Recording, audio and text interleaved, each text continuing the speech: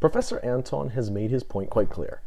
There are some among us who engage in authoritative disambiguation, which is 1,000 points in Scrabble. I am one such person that the professor refers to. I argue for an absolute objective morality. To claim that moral judgment, if I may say, to claim that moral judgment can be referred to, like a recipe is referred to in a cookbook, I realize is in not the popular opinion. It's held in low esteem by many people.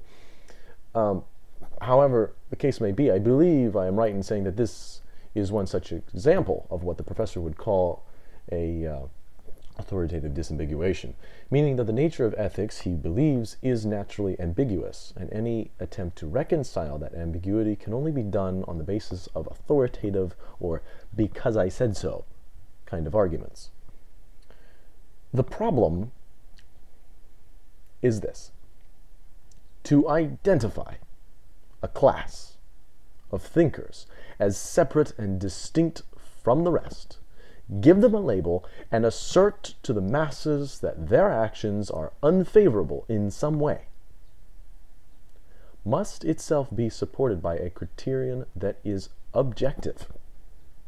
If it is not objective, then claiming anyone is part of that class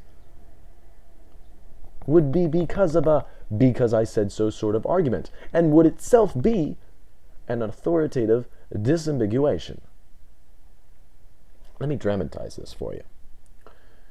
If you stand upon a criterion, as the professor does, and point down on a class of thinkers and say, behold, these are they.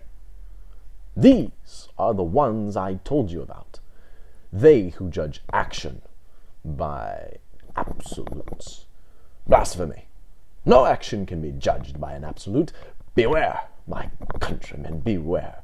Theirs is the way of intellectual sin. Root them out, my countrymen. You shall know them for what they do. There had better be a mirror somewhere amidst that crowd, reflecting the image of your outstretched finger. Now, I should say, and I'm not going to make many friends with this one, but I should say that there is great intellectual sin in dogmatic disambiguation, if one might call it that. Just as it is a great sin if asked, where is objective morality, and respond with, just a second, and then scribble something down in a book and say, ha, behold, the Word of God. Then do a song and dance spanning several centuries where you thumb your nose at people saying, you can't get me, neener, neener, neener. What I advocate is something else entirely.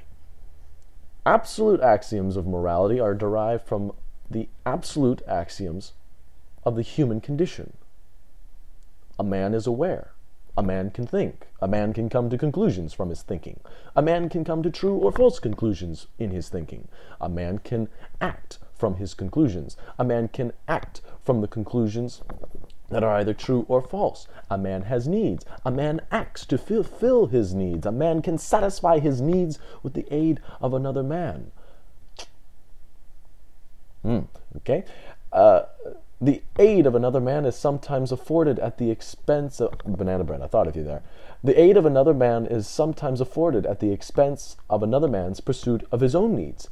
The pursuit of a single man's needs is equal to all other such pursuits. And that is where a discussion of objective morality begins. That's all you need. You don't need a text. You need to claim authoritatively, dogmatically, that this is the Word of God, and it is right because I say it's the Word of God.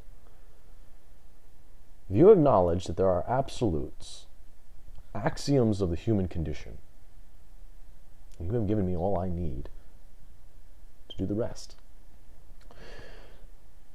My last appeal to those watching is this. The only authority is reason. That is self-evident. Without reason, no other claim of authority can ever be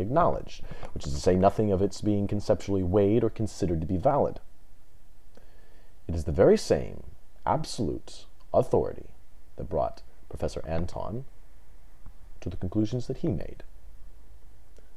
Professor, you regularly make an appeal to real discussion. This is my invitation to you.